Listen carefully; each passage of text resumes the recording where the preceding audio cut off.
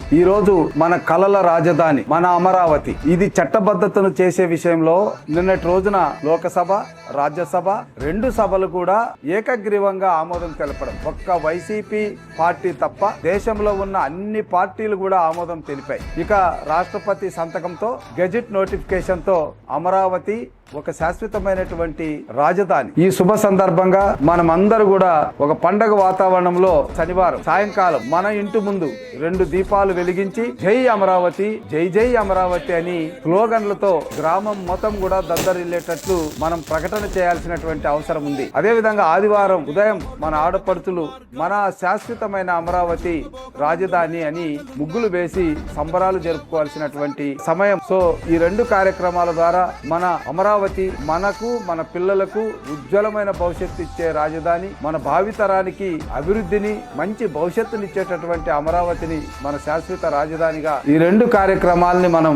ఘనంగా జరుపుకుందాం. మీ అందరికీ శుభాకాంక్షలతో మీ ప్రియతమ శాసనసభ్యులు బూర్ల రామాంజనేయులు.